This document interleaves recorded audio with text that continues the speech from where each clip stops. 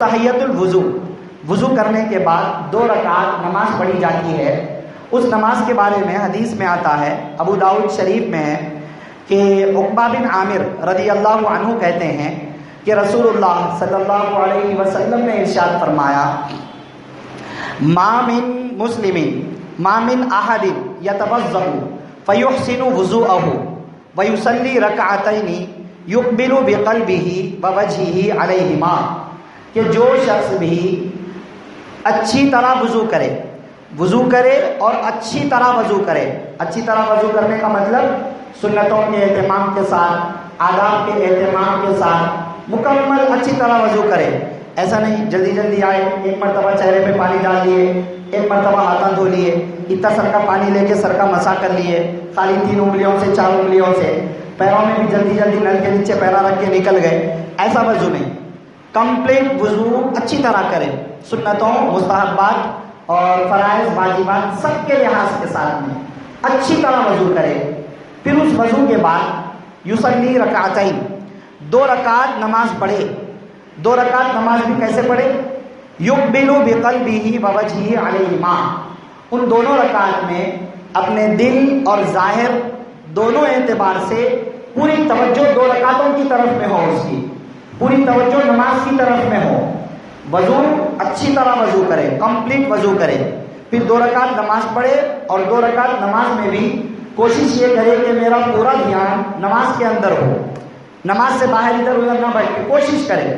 کوشش کرنا بندے کا کام ہے۔ پوری نماز اگر یہ کوشش کرتے ہوئے بھی نکل گئی تب بھی یہی سمجھا جائے گا کہ ہم نماز کی طرف متوجہ ہیں۔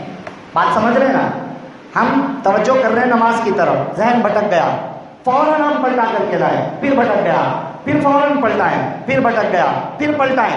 اسی کشمکش میں بھی ہم صرف زبان سے پڑھتے پڑھتے بھی نماز پڑھ لیں تو بھی یہی سمجھا جائے گا کہ ہم نماز کی طرف متوجہ ہیں، نماز کی طرف متوجہ ہے، دل سے اور ظاہر سے مکمل۔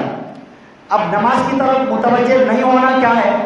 نماز کی طرف متوجہ نہیں ہونا یہ ہے کہ ہم آئے نماز پڑھنے کے لیے، کھڑے تو ہو گئے نماز میں، لیکن سلام پھیرتے وقت میں یاد آ رہا کہ ارے میں سلام نماز میں ہوں، مطلب رکوع بھی کر لیے، کہیں اور ہے، کاروبار میں ہے، گھر میں ہے، خیالات میں ہے، پوری نماز ویسی ختم ہو گئی، ذہن کو واپس لانے کی ہم نے کوشش بھی نہیں کی، توجہ کو واپس لانے کی ہم نے کوشش بھی نہیں کی۔ یہ بے خیالی والی نماز ہے۔ ایسا نہیں، خیال والی نماز پڑھے، 2 رکعت وضو کرنے کے بعد 2 رکعت نماز پڑھے۔ آپ صلی اللہ علیہ وسلم نے ارشاد فرمایا، الا وجبت لہ الجنہ، تو ایسے شخص کے لیے، ایسی نماز پڑھنے والے کے لیے، تحیۃ الوضو نماز پڑھنے والے کے لیے جنت واجب ہو جائے گی، جنت لازم ہو جائے گی۔ کتنا بڑا عمل ہے معزز دوستو بزرگوں، جنت لازم ہو جائے گی، جنت واجب ہو جائے گی کا کیا مطلب ہے؟ بندہ ہزاروں گناہ کر رہا، بڑے بڑے گناہ کر رہا، 2 رکعت نماز خالی ایسا پڑھ لے رہا، تو کیا جنت واجب ہے؟ حدیث میں ہے انشاءاللہ جنت واجب ہے۔ کب؟ بس شرط یہ ہے کہ ایمان پر مرے۔ اب ظاہر سی بات ہے نماز پڑھنے والا ایمان والا ہی ہوگا، وہ مرے گا تو ایمان پر ہی مرے گا انشاءاللہ، کیونکہ ہمیں امید تو وہی رکھنی ہے۔